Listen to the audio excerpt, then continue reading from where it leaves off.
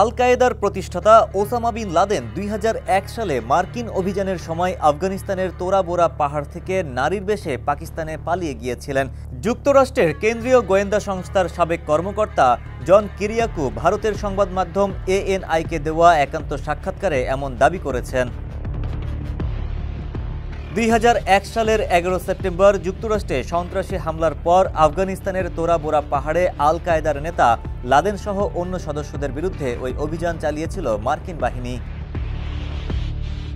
Kyriacou ১৫ বছর CIA-তে কাজ করেছেন। পাকিস্তানে CIA-এর সন্ত্রাস বিরোধী অভিযানের প্রধান ছিলেন তিনি। NAI-এর সঙ্গে একান্ত সাক্ষাৎকারে কিরিয়াকু বলেন, তারা জানতেন না যে সেন্ট্রাল কমান্ডের কমান্ডারের দোভাষী আসলে আল কায়েদার সদস্য ছিলেন। তিনি পরিচয় লুকিয়ে মার্কিন সেনাবাহিনীতে ঢুকে পড়েছিলেন। কিরিয়াকু বলেন, প্রথমে বলতে হয় ওই সময়টাতে যুক্তরাষ্ট্র ঘটনা ঘটার পর প্রতিক্রিয়া দেখিয়েছিল, আগ বাড়িয়ে কিছু করেনি। মনে আছে, আফগানিস্তানে বোমা হামলা শুরু করার আগে আমরা ১ মাসের বেশি সময় অপেক্ষা করেছি। আমরা সচেতনভাবে কাজ করতে চেয়েছি।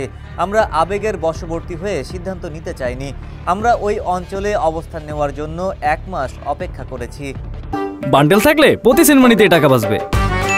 বিকাশ সেনমানি বান্ডেল কিনে জিতুন প্রতি লেনদেনে। CIA-এর সাবেক কর্মকর্তা বলেন, এরপর আমরা আল কায়েদার ঘাঁটি হিসেবে পরিচিত জায়গাগুলোতে হামলা শুরু করি। এগুলোর বেশিরভাগই দক্ষিণ ও পূর্ব আফগানিস্তানের পশতু অঞ্চলে ছিল।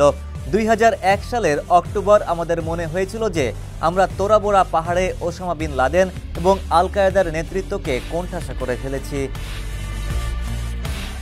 এই কর্মকর্তা আরও বলেন, সেন্ট্রাল কমান্ডের কমান্ডারের দোভাষী যে আসলে আল কায়েদার একজন সদস্য ছিলেন তা আমরা জানতাম না।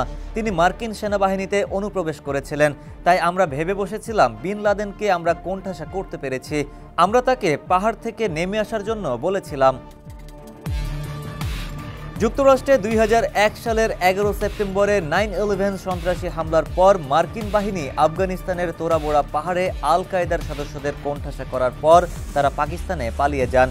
পরে যুক্তরাষ্ট্র ২০১১ সালের মে মাসে পাকিস্তানের উত্তরে অবস্থিত অ্যাবোটাবাদ শহরে ওসামা বিন লাদেনকে খুঁজে পায়। ২০১১ সালের ২ মে যুক্তরাষ্ট্রের বিশেষ বাহিনী গোপন আস্তানায় অভিযান চালিয়ে তাকে হত্যা করে। ওই অভিযান এবং সে সময় যুক্তরাষ্ট্র ও পাকিস্তানি গোয়েন্দা সংস্থার মধ্যে ঘনিষ্ঠ সম্পর্ক নিয়ে ANI-এর বিভিন্ন প্রশ্নের জবাব দিয়েছেন কিরিয়াকু। আর তখনই তিনি বিন লাদেনের নারী বেশে পালিয়ে যাওয়ার দাবিটি করেছেন। ডেস্ক রিপোর্ট, সমকাল।